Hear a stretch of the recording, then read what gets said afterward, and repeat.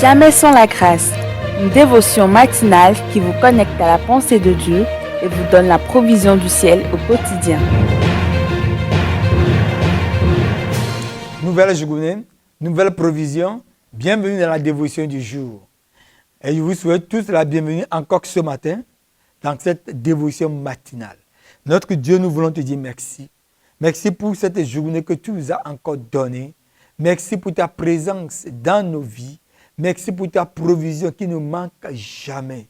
Parce que chaque jour, comme tu l'as demandé aux Juifs, il y a la manne qui est disponible. Et pour nous, aujourd'hui, c'est ta parole qui est disponible. Et nous voulons te dire merci. Gloire à ton nom, Jésus. Amen. Alors, nous sommes en train de voir comment et pourquoi Dieu nous qualifie. Les méthodes de Dieu, les qualifications de Dieu. Et on a lu ce beau verset hier dans 1 Corinthiens 1, verset 27 à 29. Mais cette fois-ci, permettez-moi de vous le lire dans une version dynamique, parole vivante. 1 Corinthiens 1, 27 à 29. Dieu a choisi ce que le monde considère comme une folie pour confondre les gens intelligents. Il a délibérément pris ce qui est faible et chétif pour faire honte aux puissants. Ce qui n'avait ni noblesse, ni distinction ici-bas, Dieu l'a distingué. Alléluia. Et l'a pris pour renverser l'ordre existant. Il a choisi les gens considérés comme insignifiants pour laisser sombrer dans le néant ceux qui se croient importants. Et le verset 29 nous dit, ainsi aucune créature ne pourra s'enorgueillir en présence de Dieu ou se prévaloir de quelques titres devant lui. Dieu le fait pour que je puisse dire, ce n'est pas moi, c'est lui. Qui suis-je pour être là où je suis aujourd'hui? Mais Dieu m'a qualifié. Dieu m'a qualifié. Là où les hommes ne m'ont pas trouvé, là où personne ne m'a pas vu, Dieu m'a vu là-bas. Parce que lui, il m'a qualifié. Il prend quoi? Les choses folles de ce monde. Son plan d'action, c'est un plan d'action de folie pour ce monde. Comment vous imaginez que Dieu va demander aux Juifs pour quitter Israël, pour quitter l'Égypte, pour être libérés du joug de Pharaon? La dernière chose que Dieu va leur demander, le jour, la veille de leur départ, il va dire de tuer un agneau et de mettre le sang sur le linteau. Tuer un agneau, c'était sa méthode. Et pour les hommes, c'est de la folie. C'est de la folie.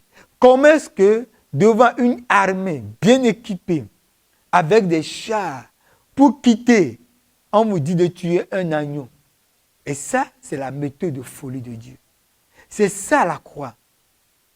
Dieu veut sauver le monde, ce monde déchu, ce monde esclave du péché. Et Dieu dit quoi? Ça va passer par la croix. Mon fils va être crucifié. Et à travers l'œuvre de la croix, je vais accomplir ce salut pour vous. Et c'est pour ça que lorsque nous prêchons l'évangile de la croix, les gens trouvent que c'est une folie.